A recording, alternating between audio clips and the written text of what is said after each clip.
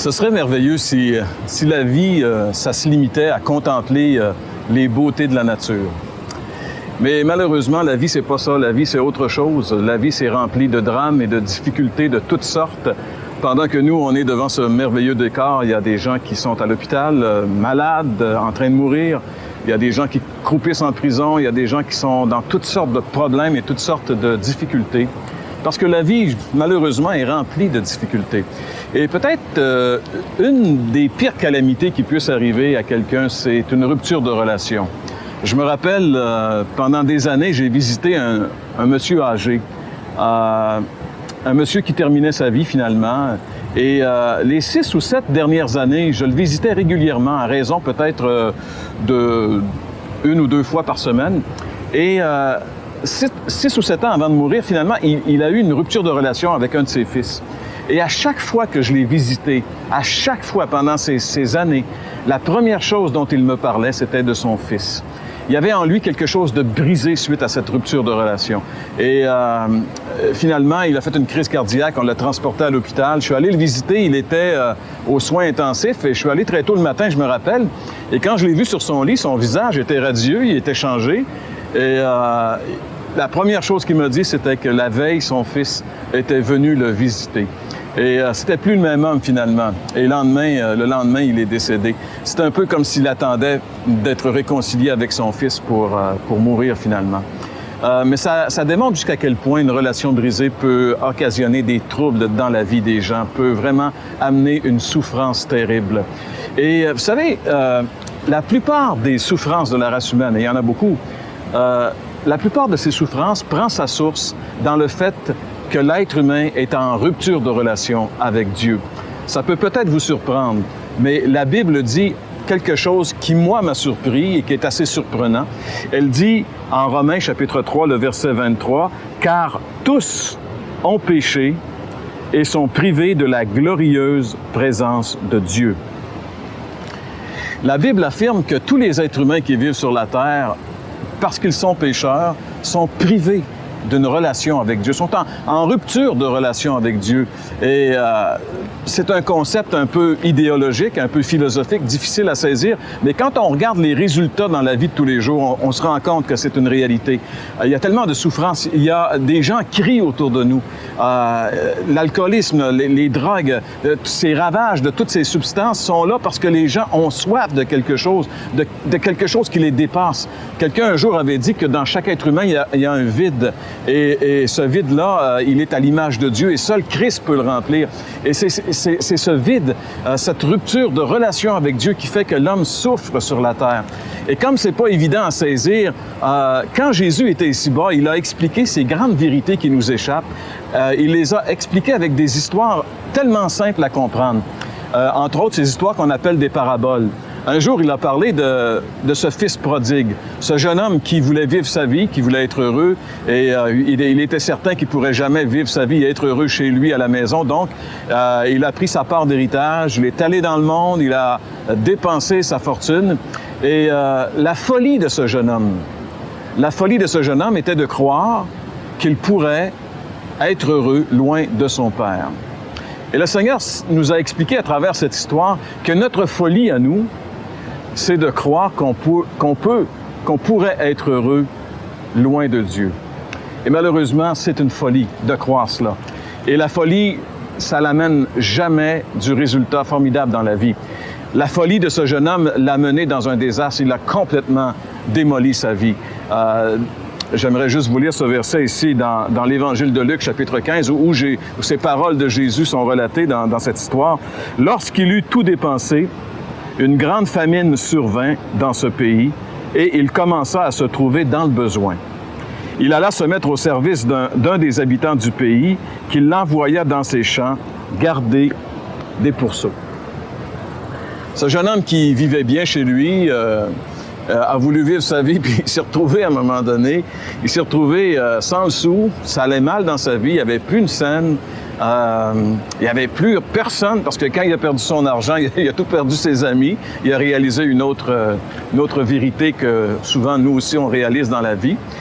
Et il s'est retrouvé, il devait travailler, puis le seul travail qu'il a trouvé, c'était de garder des porcs. Et pour un Juif, un porc, c'était un animal impur. Donc, la pire chose, en réalité, qui pouvait lui arriver, est en train de lui arriver.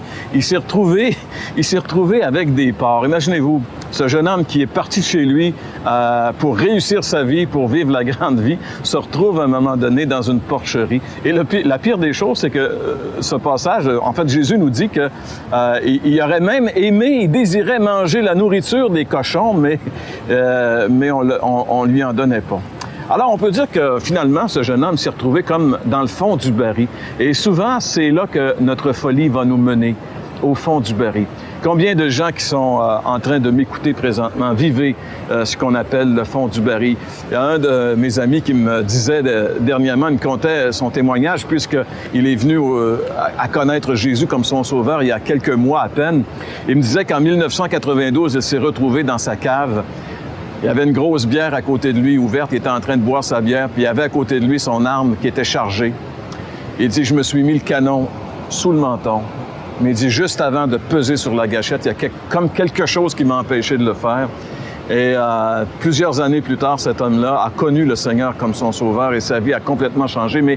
Mais dans sa folie, il s'est retrouvé lui aussi au fond du baril, complètement dans le désespoir. Et c'est là que ce jeune homme s'est retrouvé. Mais la Bible, mes amis, j'aimerais juste vous dire que nous, on s'appelle l'heure de la bonne nouvelle parce que dans la Bible, il y a une bonne nouvelle. Il y a une bonne nouvelle pour les gens qui, dans leur folie, ont gâché leur vie. Malgré ta folie, malgré ce que tu as fait, il y a une bonne nouvelle pour toi. La bonne nouvelle, c'est que Dieu t'aime et il voudrait être réconcilié avec toi. Ce jeune homme, alors qu'il était là, la Bible dit qu'il est entré en lui-même. C'est-à-dire qu'à un moment donné, il a commencé à réfléchir. Puis il a réalisé que quand il était chez son père, il était bien et que maintenant, il était drôlement pas bien. Alors, il a dit, je vais retourner chez mon père. Je vais lui dire, écoute, mon père, j'ai fait une gaffe, j'ai vraiment pas fait la chose que je devrais dû faire. Engage-moi comme l'un de tes employés simplement, puis ça va faire correct. Alors, il a dit, si mon père m'engage, je vais être drôlement mieux chez lui comme un employé qu'ici avec les cochons. Donc, il a pris l'initiative de retourner chez lui, malgré ce qu'il avait fait. Bien sûr, il y avait certainement des appréhensions. Il devait se demander comment son père allait le recevoir parce qu'après avoir fait ce qu'il avait fait, il avait gâché, on peut dire, la réputation de sa famille, la réputation de son père. Il avait tout dépensé son argent avec des prostituées, avec la grosse vie. Et là, il retournait bredouille en haillons, finalement. Il sortait des porcheries, il ne devait pas sentir bon. Et il s'en allait chez son père. Et la chose la plus spectaculaire qu'on retrouve dans cette histoire, c'est que Jésus nous dit que son père, lorsqu'il l'a vu de loin, et si son père l'a vu de loin, on peut gager que son père l'attendait, que chaque jour son père se tenait et regardait à l'horizon s'il ne verrait pas son fils revenir à un moment donné. Dieu nous attend. Dieu nous attend les bras ouverts. Et ce qui est extraordinaire, c'est que quand ce jeune homme est arrivé chez son père est parti à la course vers lui. Il a couru vers lui. Il était tellement heureux de le retrouver enfin. Et il s'est jeté dans ses bras et ça a été une réconciliation incroyable. Autant il y avait eu de la peine de perdre son fils, autant maintenant il y avait une joie. Et ça va se terminer par une fête. L'histoire se termine par une grande fête que ce père va faire en l'honneur de son fils, parce que son fils qui était perdu a été retrouvé, son fils qui était mort est vivant et son fils qui était parti est maintenant revenu. Jésus nous a expliqué, a conté cette petite histoire simplement pour nous dire que peu importe où nous sommes rendus dans notre existence, on a voulu vivre notre vie sans Dieu, ça a été notre folie. Bien, malgré notre folie, si on veut retourner à Dieu, il est prêt à nous reprendre les bras ouverts. Ses bras se sont ouverts sur la croix du Calvaire il y a 2000 ans.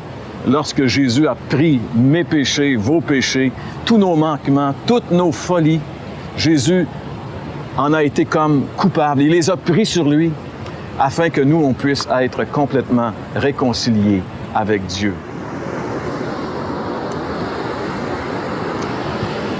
Malgré notre folie, malgré ce qu'on a fait de pire dans notre vie, la Bible dit que Dieu est prêt à nous accueillir. Dieu est prêt à nous pardonner. Dieu est prêt à nous transformer. On n'a qu'à venir à lui, comme ce fils est venu à son père alors qu'il a réalisé qu'il avait complètement raté sa vie. Peut-être que vous me dites, c'est facile. Si c'est facile, c'est parce que tout a été accompli une fois pour toutes par Jésus à la croix. Et vous savez, on n'a pas vraiment le choix. Ou bien on demeure dans notre porcherie, ou bien on vient au Seigneur pour que notre vie soit changée. Peut-être que tu dis, moi, c'est vraiment le temps, il faut que ça change dans ma vie, je suis arrivé là. Qu'est-ce que je dois faire? Eh bien, la première chose, c'est de reconnaître qu'on est pécheur. Parce que vous savez, le salut de Dieu, la réconciliation avec Dieu, ça vient lorsqu'on a vraiment pris conscience qu'on a gaffé. C'est après avoir réalisé qu'il avait raté sa vie que ce jeune homme a décidé de revenir à Dieu. C'est lorsqu'on est conscient qu'on est pécheur, qu'on est coupable devant Dieu. C'est à partir de ce moment-là qu'on peut revenir à Dieu. Alors, il faut le reconnaître, il faut l'accepter, même si on ne se sent pas tellement. La Bible dit « tous ont péché et sont privés de la gloire de Dieu ». Et deuxièmement, la Bible dit quelque chose de merveilleux, ça c'est la bonne nouvelle, c'est que malgré ce que nous avons fait, Dieu nous aime. Dieu nous aime pas parce que nous sommes aimables, il nous aime parce qu'il est amour. Il nous aime tellement qu'il a envoyé son Fils, le Seigneur Jésus-Christ, mourir sur la croix pour moi et pour toi. Quand Jésus est mort sur la croix il y a 2000 ans, il a pris tous mes péchés, tous tes péchés.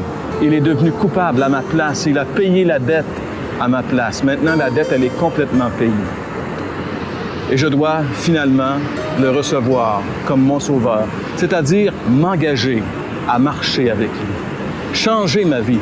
Il est évident que ma vie ne pourra pas changer sans l'aide de Dieu. Mais si je lui demande, il est prêt à me donner la puissance de vivre une vie nouvelle, de vivre finalement la vraie vie. Et pour ce faire, tu n'as qu'à inviter Jésus, il va venir. La Bible dit, je suis à la porte et je frappe. Si quelqu'un entend et ouvre, j'entrerai et je souperai avec lui. Jésus est prêt. Que vas-tu faire? Si tu veux lui ouvrir ton cœur maintenant, tu n'as qu'à dire, Seigneur, je reconnais que je suis un pécheur, que ce sont mes péchés qui t'ont fait mourir sur la croix du Calvaire. Je te demande pardon et je te demande de venir dans ma vie maintenant. Je veux que ma vie change. Viens changer ma vie, Seigneur. Viens prendre le contrôle de ma vie et fais de moi ce que tu veux que je sois. Si tu fais cette prière sincèrement, tu seras réconcilié avec Dieu malgré ta faute.